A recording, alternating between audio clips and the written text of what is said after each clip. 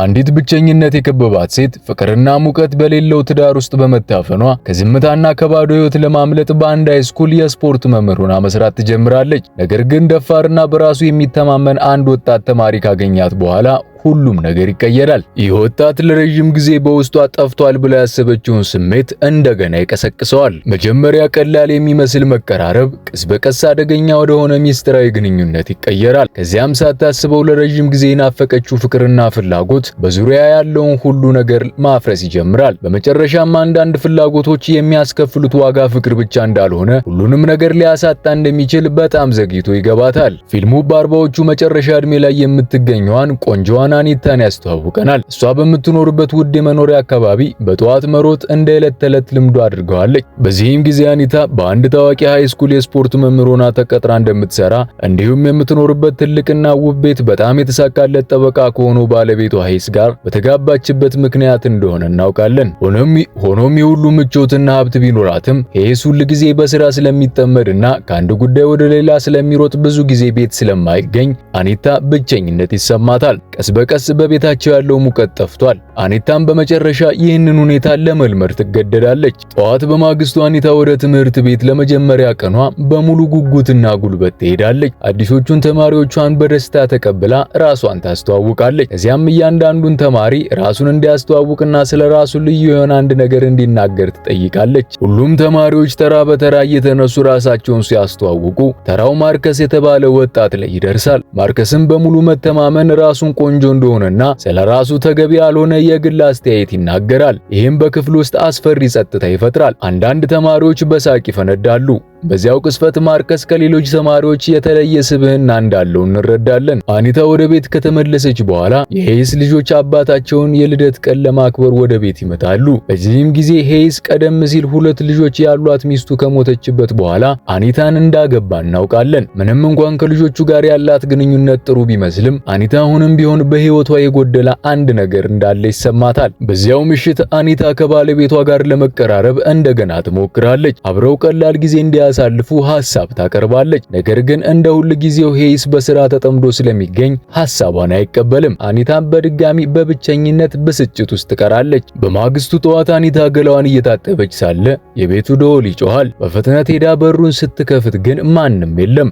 ነገር ግን በሩ ፊት ትልቅ የአበባ እቅፍና ስም የሌለው የፍቅር ደብዳቤ ተቀምጦ ታገኛለች። ይህ ማን እንደላከው ስለማታቅ በጣም ያስገርማታልና ግራ ያጋባታል። በዚያው ጠዋት እንደተለመደው ለመሮጥ ስትወጣ አኒታን አንድ ሰው እየተከታተላት ወይም እየተመለከታት እንደሆነ መጠርጠር ትጀምራለች። በማግስቱ ወደ ትምህርት ቤት ተመልሳ የዕለት ስራ ብትጀምርም ሐሳቧ ሁሉ ጊዜም ወደ እነዛ ሚስጥራዊ አበባዎች ይመለሳል። በዚህም ጊዜ ማርከስን ስታይ እነዚህን አበባዎች የላከው እሱ ሊሆን ይችላል ብላ ላፍታ ትጠራጠራለች። በዚያው ቀን ከምሳ በኋላ አኒታ ከአንድ የሥራ ባልደረባዋ ጋር ወደ ክፍል እየተመለሱ እንዳለ ተማሪዎች ሲደባደቡ ይመለከታሉ። ቀርበው ሲያዩትም ከተደባዳቢዎቹ አንዱ ማርከስ እንደሆነ ይገነዘባሉ። ሁለቱም መምህራን ተማሪዎቹን በፍጥነት ይለያያሉ። ሌላኛዋ መምህር የተጎዳውን ተማሪ ወደ ክሊኒክ ስትወስድ አኒታ ደግሞ የማርከስን ወደ መምህራን ማረፊያ ክፍል ወስዳ ቁስሉን ትመለከታለች። በዚያም እሱ ደህና መሆኑን በጥንቃቄ ስታረጋግጥ ማርከስ በዝምታ እሷ ቀደም ሲል የጂምናስቲክ ተጫዋች እንደነበረች የሰሞኑን ወሬ እውነት መሆኑን ይጠይቃታል። አኒታም እውነቱን ስትነግረው ማርከስ በአንገቷ ጉዳት ምክንያት የምታደርገውን የአንገት መደገፊያ እንዲያይ ይጠይቃታል። አኒታም እንዲያየው በፈቀደች ቅጽበት በሁለቱ መካከል ድንገት የተለየ ስሜት ውጥረት ይፈጠራል። ነገር ግን ነገሮች ከቁጥጥር ውጭ ከመሆናቸው በፊት ሌላ መምህር ወደ ክፍል ይገባል። በዚህም ያ ቅጽበት በዚያው ያበቃል። ከዚያ ክስተት በኋላ አኒታ ስለ ማርከስ ያላት ጉጉት እየጨመረ ይሄዳል። ደፋር ባህሪውና የተለየ ስብዕናው በጣም ስለሚያስገርማት ማርከስ በእርግጥ ማን እንደሆነ የበለጠ ለማወቅ ትፈልጋለች። ስለዚህ ተጨማሪ መረጃዎችን ለማግኘት የማርከስን ማህበራዊ ሚዲያ ገጾች መመልከት ትጀምራለች። ሆኖም ይህንን ስታደርግ ድንገት ከተገቢው ወሰን እንዳለፈች ትገነዘባለች። ስለዚህ ወዲያውኑ ለማርከስ አጭር መልእክት ልካ ቀደም ሲል የተፈጠረው ነገር እንዲረሳው ትጠይቀዋለች። ብዙም ሳይቆይ ማርከስ ለመልእክቷ ምላሽ ይሰጣታል። ነገር ግን የላከው ነገር አኒታ በፍጹም ያልጠበቀችው ነበር። በጣም የግል የሆነ የራቁት ፎቶ ልኮ ድንጋጤ ውስጥ ይከታታል። ይሁን እንጂ አኒታ በቁጣ ከመመለስ ይልቅ በማርከስ ድፍረት ተገርማ ሳቋን መቆጣጠር ጠቅታታል። በዚያን ጊዜ ፍሮድ የተባለ የሥራ ባልደረባዋ ብቻዋን እየሳቀች ስላያት ምን አሳቀሽ ብሎ ይጠይቃታል። አኒታ ነገሩን ለመደበቅ ከባለቤት ጋር እየተቀላለድን ነው ብላ በቀላሉ ታልፈዋለች። ሮር ትንሽ ከተጨዋወቱ በኋላ ተሰናብቷት ይሄዳል። አኒታ እንደገና ብቻዋን እንደቀረች ሐሳቧ ወዲያውኑ ማርከስ ወደ ላከላት መልእክት ይመለሳል። ምንም እንኳን ራሷን ለማረጋጋት ብትሞክርም ያ ሐሳብ ከአእምሮ አይወጣላትም። በዚያን ቀን አኒታ ወደ ቤት ስትመለስ ሳሎን ውስጥ አዲስ የሮዝ አበባዎች ተቀምጠው ታያለች። ሄንስ አንተን የላካቸው ብላ ስትጠይቀው እሱ ግን በሩ ፊት ያገኛቸው እንጂ እሱ እንዳላካቸው ይነግራታል። በማግስቱ ትምህርት ቤት በማርከስ ጉዳይ ለመወያየት ወላጆች ይመጣሉ። አኒታም ማርከስ እናቱን ዮኒን ቀደም ሲል እንደምታውቃት ትገነዘባለች። መጀመሪያ ውይይታቸው በጭቅጭቅ ይጀመራል። ነገር ግን ማርከስ በተደባደበበት ጉዳይ ምክንያት ለረጅም ጊዜ ሲዘጋጅለት ከነበረው የስፖርት ውድድር እንደሚታገድ ሲነገር የስብሰባው ሁኔታ ይቀየራል። አባቱ ማርከስ ለዚህ ውድድር ብዙ ጥረት እንዳደረገ በመናገር ቅር እንደተሰኘ ያሳያል። ውይይቱ እየቀጠለ ሳለ ከጠረጴዛው ማዶ የተቀመጠው ማርከስ ከጠረጴዛው በታች አኒታን በድብቅ ማስቸገር ይጀምራል። አኒታም ነገሩ ከቁጥጥር ውጭ ከመሆኑ በፊት በፍጥነት ተነስታ ስብሰባው እዚያ ታጠናቅቃለች። በዚያው ምሽት አኒታ ወደ መኪና እየሄደች እንዳለ ማርከስ በድንገት ብቅ ብሎ በቀጥታ ወደ መኪናዋ ውስጥ ይገባል። አኒታም ወዲያውኑ እንዲወርድ ብትነግረውም ማርከስ በተረጋጋ ሁኔታ ማናገሩን ይቀጥላል። ቀስ በቀስ የአኒታን ተቃውሞ ማለስለስ ይጀምራል። እናም በመጨረሻ ሁለቱ በመኪና ውስጥ ለመጀመሪያ ጊዜ በጣም የቀረበ ግንኙነት ውስጥ ይገባሉ። አኒታ ወደ ቤት ስትመለስ የተፈጠረው ነገር ከአእምሮዋ ማውጣት አልቻለችም። ሄስ ሊያናግራት ቢሞክርም ሐሳቧ ሁሉ በማርከስ ላይ ብቻ ተጣብቆ ይቀራል። ቀናት እያለፉ ሲሄዱ ማርከስ የምታስብበት ጊዜ ከቀን ወደ ቀን ይጨምራል። የስፖርት ክፍል በምታስተምርበት ጊዜ እንኳን በልብስ መቀየሪያ ክፍል ውስጥ አይኗን ከሱ ላይ ማንሳት አትችልም። ነገር ግን የአኒታ ስሜት እየጠነከረ በሄደ ቁጥር ማርከስ ከሷ መራቅ ይጀምራል። መልእክቶቿንም ሳይመልስላት ችላ ይላታል። ይህም አኒታን በጣም ግራ ያጋባታል። በሳምንቱ መጨረሻ ዩኒ ወደ ቤቷ ጋብዛ ስትጠራት አኒታ ይህንን እንደ ጥሩ አጋጣሚ ትቆጥረዋለች። ዓላማዋ ከማርከስ ጋር እንደገና ለመቀራረብ ነበር። ወደዚያውም ከደረሰች በኋላ ከማርከስ ጋር በቀላሉ ለመነጋገር ብትሞክርም እሱ በቀዘቀዘ ስሜት አጭር መልስ ብቻ ይሰጣታል። አኒታ ግን ተስፋ አልቆረጠችም። ወዲያውኑ አንድ ሐሳብ ይመጣላታል። መጸዳጃ ቤት ልጠቀም ብላ ፍቃድ ትጠይቅና ነገር ግን ወደዚያ ከመሄድ ይልቅ ማርከስ ገላውን እየታጠበ ወዳለበት ክፍል ትገባለች። እዚያም ሁለቱ እንደገና በጣም ጣፋጭ ጊዜን አብረው ያሳልፋሉ።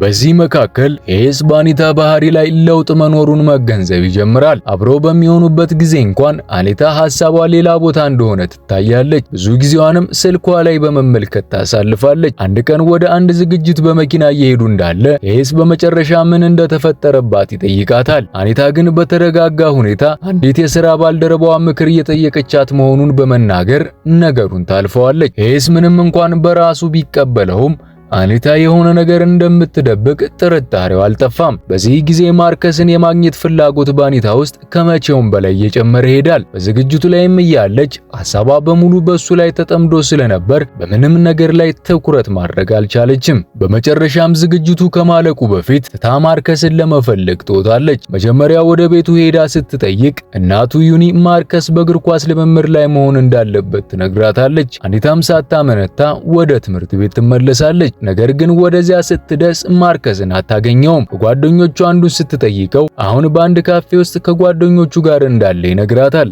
አኒታ ወዲያውኑ ወደዛ ትሄዳለች። በመጨረሻም ማርከስን አግኝታ በመኪና ውስጥ ብቻቸውን እንዲያወሩ ትጠይቀዋለች። አኒታ ለምን እየራከኝ ነው ብላ ትጠይቀዋለች። ማርከስ በሌሎች ጉዳዮች ተጠምዶ እንደነበረና በመካከላቸው የተፈጠረውን ነገር ቢረሱት እንደሚሻል ይነግራታል። ከዚያም አሁን የፍቅር ጓደኛ እንዳለው ይገልጽላታል። ከዚያም በተጨማሪ በእግር ኳስ ውድድሩ እንዲሳተፍ የትምህርት ቤቱን እርሰ መምህር እንድታስለምንለት ይጠይቃታል። በዚህ ቅጽበት አኒታ ማርከስን ምናልባት ለግል ጥቅሙ ብቻ ተጠቅሞባት እንደነበረ መገንዘብ ትጀምራለች።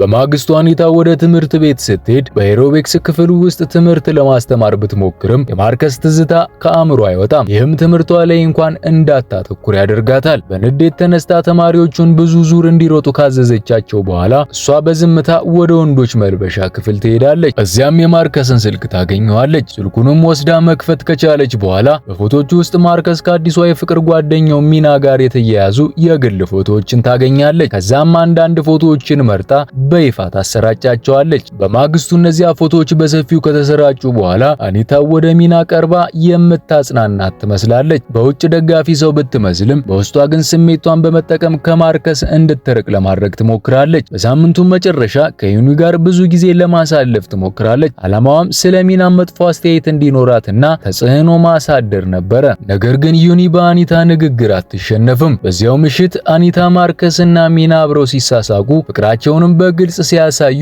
በዩኒ ፊት ትመለከታለች። በዚያን ጊዜ ዩኒ የሁለቱንም ግንኙነት እንደምትደግፍ በግልጽ ትረዳለች። ሆኖም ቅናት አኒታን ከውስጥ ማቃጠሉን ይቀጥላል። ራሷን በሚናም ቦታ ማሰብ ትጀምራለች። በመጨረሻም ማርከስን እንደገና ወደ ራሷ ለመመለስ ቆርጣ አዲስ እቅድ ማውጣት ትጀምራለች። በማግስቱ አኒታ እንደገና ወደ እግር ኳስ ሜዳው በመሄድ ማርከስን ታገኘዋለች። በዚህ ጊዜ ግን ማርከስ በጣም ተበሳጭቶ ስለነበር ከኋላዋ መከተሉን እንድታቆም በቁጣ ይነግራታል። አኒታ ግን መናገር ያለባት አስፈላጊ ነገር እንዳለ በመናገር አጥብቃ ትጠይቀዋለች። በመጨረሻም ሁለቱም በአኒታ መኪና ውስጥ ተቀምጠው ይነጋገራሉ።